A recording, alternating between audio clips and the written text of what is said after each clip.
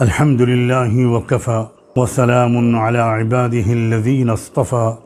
اما بعد اعوذ باللہ من الشیطان الرجیم بسم اللہ الرحمن الرحیم۔ قیامت تک آنے والے جو بڑے واقعات اور حوادث ہوں گے، جو حالات درپیش ہوں گے، ان سب کے بارے میں اللہ کے رسول صلی اللہ علیہ وآلہ وسلم آگاہیاں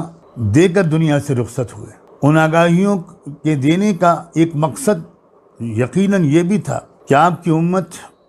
ہر دور کے حالات کو صحیح طور پر سمجھ سکے، حالات کی حقیقت کو سمجھ سکے، اور ان حالات کا مقابلہ اس کو کیسے کرنا ہے اس کے بارے میں وہ صحیح رویہ اختیار کر سکے۔ اس دور میں جس میں ہم اور آپ جی رہے ہیں، اس کی فوری اور سخت ترین ضرورت ہے۔ میرے الفاظ پر ضرور غور کرتے رہیے گا کہ فوری اور سخت ترین ضرورت اس بات کی ہے کہ ہم اس دور کے حالات اور حوادث و واقعات کو بھی اللہ کے رسول صلی اللہ علیہ وآلہ وسلم اور قرآن مجید کی آگاہیوں کی روشنی میں سمجھنے کی کوشش کریں۔ سیدنا حذیفہ ابن یمان رضی اللہ عنہ اللہ کے رسول صلی اللہ علیہ وآلہ وسلم کے ان اصحاب میں سے تھے جن کو آنے والے واقعات اور حالات اور ان کے بارے میں آگاہیوں کا سب سے بڑا امین اللہ کے رسول نے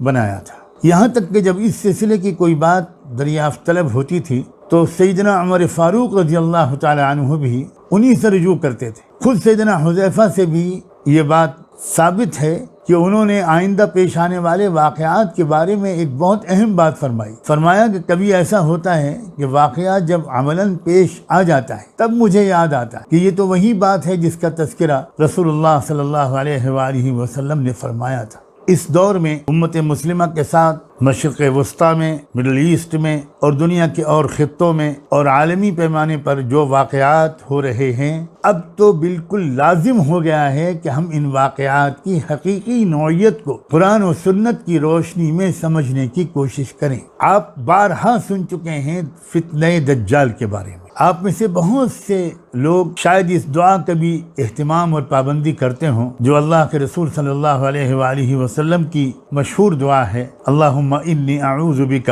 من فتنة القبر وعذاب القبر واعوذ بک من عذاب النار واعوذ بک من فتنة المسیح الدجال، او کما قال صلی اللہ علیہ وسلم۔ اللہ کے رسول صلی اللہ علیہ وآلہ وسلم نے ہم کو یہ بھی بتایا کہ کوئی نبی آدم علیہ السلام سے لے کر خاتم النبیین محمد الرسول اللہ تک انسانیت میں ایسا نہیں آیا جس نے اپنی قوم کو دجال کے فتنے سے خبردار اور آگاہ نہ کیا۔ اور آپ صلی اللہ علیہ وآلہ وسلم نے اس بات کو بھی صراحتاً فرمایا کہ دجال کے فتنے سے بڑا کوئی فتنہ انسانیت کے لیے نہیں۔ فتنہ ایک امتحان اور آزمائش کو کہتے ہیں جس کی حقیقت کو سمجھنا آسان نہ ہو۔ جس چیز کی حقیقت کو سمجھنا آسان ہو اس کو فتنہ نہیں کہا جاتا۔ اور آپ نے بہت آگاہیاں اس سلسلے میں دی ہیں، بہت آگاہیاں۔ اور یہ بھی عجیب و غریب بات ہے کہ دجال کا تذکرہ دجال کے لفظ کے ساتھ قرآن مجید میں نہیں ہے، اور یہ بھی ایک امتحان ہے، اس لیے کہ جو لوگ ذہنی بیماری میں مبتلا ہو کر یہ کہنے لگے ہیں کہ ہم تو صرف قرآن کو مانتے ہیں اور قرآن میں جو ہوگا ہم اسے مانیں گے، یعنی وہ باقاعدہ محمد الرسول اللہ صلی اللہ علیہ وآلہ وسلم کی نبوت اور رسالت کا نتیجتاً انکار کرتے ہیں، چاہے وہ دعویٰ یہ کرتے ہوں کہ ہم انکار نہیں کرتے۔ ان کو بھی ایک آزمائش میں ڈالا گیا ہے، ورنہ کیا بعید تھا، کیا مشکل تھا کہ اللہ لفظ دجال کا تذکرہ قرآن میں کر دیتے۔ احادیث میں تذکرہ دجال کا بھرا ہوا ہے، باب باندھے محدثین نے بہت اہتمام سے حضور پاک صلی اللہ علیہ وسلم کی بے شمار احادیث کا ذکر کیا گیا ہے، اور قرآن مجید سے فتنہ دجال کا ایسا جوڑ اللہ کے رسول نے خود قائم کیا ہے، خود بتایا ہے نہایت صحیح سند کے ساتھ آنے والی احادیث میں، جس میں آپ نے ارشاد فرمایا ہے کہ سورہ کہف کی ابتدائی یا آخری 10 آیات بعض روایات میں ابتدائی ہے، بعض میں آخری ہے، بعض میں اجمالی طور پر سورہ کہف کا تذکرہ ہے کہ جو وہ پڑھے گا ہر جمعے کے دن اس کو اللہ فتنہ دجال سے محفوظ رکھے گا۔ بعض احادیث میں یہ بھی آیا ہے کہ ایک جمعے سے اگلے جمعے تک اس کو ایک نور عطا ہوگا، ایک عجیب فہم و فراست، ایک روشنی عطا ہوگی، اس کے دل کی آنکھ کھل جائے گی، ہم عام فہم زبان میں اگر کہنا چاہیں تو شاید کہہ سکتے، انسائٹ اس کو ملے گی، اور جس کی دل کی آنکھ کھل جاتی ہے وہ حقائق کو وہی سمجھ پاتا۔ چنانچہ صحیح مسلم حدیث نمبر 4321 4321، سنن ابی داؤد باب خروج الدجال حدیث نمبر 809، سنن ترمذی فضائل قرآن میں فضل سورۃ الکہف کے تحت حدیث نمبر 2885، سنن نسائی عمل الیوم واللیلہ 950 اور 951، مسند احمد، ان تمام حدیث کی کتابوں میں وہ حدیث درج ہے جس کا میں نے ابھی مختصراً تذکرہ کیا، جس میں 10 آیتیں سورہ کہف کی اگر کوئی شخص ہر جمعے کو تلاوت کرے گا تو فتنہ کہف، فتنہ دجال سے اس کی حفاظت ہوگی۔ سیدنا ابو سعید خدری، سیدنا ابو الدرداء رضی اللہ عنہ، سیدنا عبداللہ بن عمر، سیدنا عبداللہ بن عباس، یہ حضرات صحابہ راوی ہیں عام طور پر ان احادیث۔ تو اس طرح آپ نے گویا یہ اشارہ کر دیا کہ فتنہ دجال کا تذکرہ کہاں موجود ہے، اس کی حفاظت کا سامان کہاں موجود ہے۔ یہ جو میں نے لفظ بولا کہ اس کا تذکرہ کہاں موجود ہے، یہ اس وجہ سے لفظ بولا کہ ہمارے بعض علماء قرآن نے ایک بہت اہم بات یہ بھی فرمائی ہے کہ جس صورت کی جو تاثیر یا جو فضیلت ذکر کی جاتی ہے، اس صورت کے مضمون کا تعلق اس تاثیر اور فضیلت سے ہوتا ہے، صرف الفاظ سے نہیں ہوتا، اس مضمون سے اس کا تعلق ہوتا ہے جس پر وہ صورت مشتمل ہو۔ اور یہیں سے علماء قرآن نے تدبر شروع کیا کہ سورہ کہف کے مضمون میں فتنہ دجال سے حفاظت کی رہنمائی کیسے لی جا سکتی، یہ بہت ہی اہم موضوع ہے۔ آج میں آپ کے سے تمہیدی گفتگو کر رہا ہوں۔ ایک تو میں نے یہ بات عرض کی کہ فتنہ دجال انسانی تاریخ کا سب سے بڑا فتنہ ہے، سخت امتحان ہے۔ اس امتحان میں کامیاب ہونے والوں کی تعداد بہت کم ہو، ناکام ہو جانے اور پھنس جانے والوں کی تعداد بہت زیادہ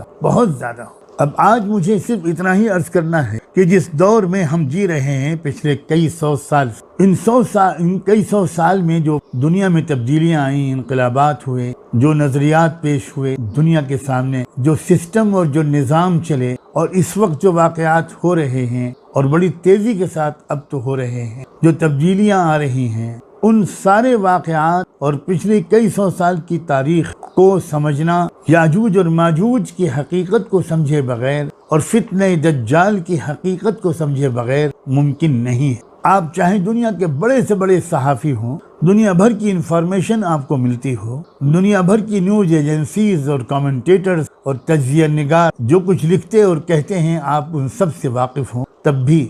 بہت ممکن ہے کہ اپنے ہی ملک میں پیش آنے والے واقعات یا اپنی زمانے میں پیش آنے والے واقعات کی حقیقت کو آپ بھی نہ سمجھ سکیں۔ اس لیے یہ جو موضوع ہے اس دور میں بے پناہ اہمیت کا حامل۔ ہر علاقے میں ایسے علماء کی تعداد ہونی چاہیے جو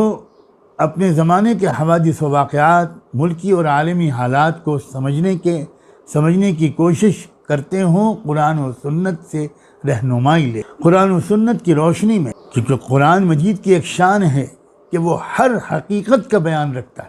وَنَزَّلْنَا عَلَيْكَ الْكِتَابَ تِبْيَانًا لِكُلِّ شَيْءٍ وَهُدًى وَرَحْمَةً وَبُشْرَى لِلْمُسْلِمِينَ۔ اللہ اکبر۔ اللہ تعالیٰ نے بہت